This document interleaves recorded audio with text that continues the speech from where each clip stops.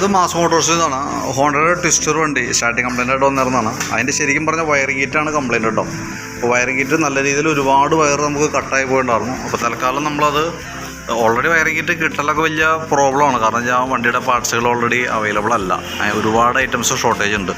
അപ്പോൾ തൽക്കാലം വയറിംഗ് ഗീറ്റ് നമ്മൾ ആ പൊട്ടിപ്പോയ ഭാഗം എക്സ്റ്റെൻഡ് ചെയ്ത് സോൾഡർ ചെയ്ത് ക്ലിയർ ആയിട്ട് അത് സെറ്റ് ചെയ്തിട്ടുണ്ട് കേട്ടോ. പിന്നെയെന്ന് പറഞ്ഞാൽ നമുക്ക് അത് കൂടാതെ കൊണ്ട് നമുക്ക് അതിൻ്റെ ഫ്രണ്ടിലത്തെ ബ്രേക്കിൻ്റെ കേബിൾ, ഈ ബ്രേക്ക് കേബിൾ മാറ്റി നമ്മൾ പുതിയതിട്ടാണ്. കാരണം ഞാൻ അതിൻ്റെ ഔട്ടർ പൊട്ടിയിരുന്നിട്ട് ബ്രേക്ക് കയറി ലോഡാവാറുന്നു. അപ്പോൾ അത് ബ്രേക്ക് അഴിച്ച് ക്ലീൻ ചെയ്തിട്ടാണ്. ഔട്ടറിൻ്റെ അവസ്ഥ ഇതായിരുന്നു കേട്ടോ, മൊത്തം പൊട്ടിപ്പോയേക്കായിരുന്നു. ഔട്ടർ പൊട്ടിയത് കൊണ്ടാണ് ബ്രേക്ക് കയറി ലോഡായിട്ട് നിൽക്കാറുണ്ട്. അപ്പോൾ വീലൊക്കെ അഴിച്ച് ബ്രേക്ക് ക്യാമൊക്കെ അഴിച്ച് ഗ്രീസിങ് നടത്തി ബ്രേക്ക് ആ കേബിൾ മാറ്റി റീസെറ്റ് ചെയ്തിട്ടുണ്ട്. പിന്നെ എഞ്ചിൻ ഓയിലൊക്കെ ലെവൽ നോക്കിയായിരുന്നു, ലെവലൊക്കെ ഉണ്ട്. നിലവിൽ അത് മാത്രമാണ് ഈ സ്റ്റാർട്ടിങ് സംബന്ധമായിട്ടുള്ള കംപ്ലൈൻറ്റ് മാത്രമാണ് നമ്മൾ ചെയ്തിട്ടുള്ളൂ.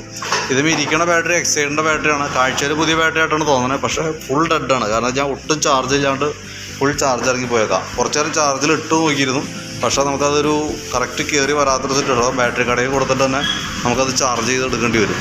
അപ്പോൾ നിലവിൽ ബാക്കിത്തെ ഫങ്ഷൻസൊക്കെ കറക്റ്റ് ആയിട്ടുണ്ട്. ഇൻഡിക്കേറ്റർ ഹോണൊക്കെ റെഡി ആയിരുന്നു. സെൽഫ് വർക്കിംഗ് ആവില്ല, അത് മോട്ടറിൻ്റെ കംപ്ലൈൻ്റ് ആണ് കേട്ടോ. വേറൊരു ബാറ്ററി വെച്ച് നമ്മൾ ചെക്ക് ചെയ്ത് നോക്കിയായിരുന്നു, അത് മോട്ടറിൻ്റെ കംപ്ലൈൻ്റ് ആയിട്ടാണ് കാണണേ. അപ്പോൾ ബാക്കിത്തെ ലൈനൊക്കെ കറക്റ്റ് ആയിട്ടുണ്ട്. ഓക്കെ, അപ്പോൾ ബാറ്ററി ഓൾറെഡി ഇപ്പോൾ നിലവിൽ വർക്കിംഗ് അല്ല. വണ്ടി സ്റ്റാർട്ട് കിക്കറടിച്ച വണ്ടി സ്റ്റാർട്ട് ചെയ്ത് ക്ലിയർ ചെയ്ത് കൊണ്ടുപോകും, കുഴപ്പമൊന്നുമില്ല. അപ്പോൾ അതിൻ്റെ ഡീറ്റെയിൽസ് വാട്സാപ്പിലേക്ക് സെൻഡ് ചെയ്തേക്കാം കേട്ടോ.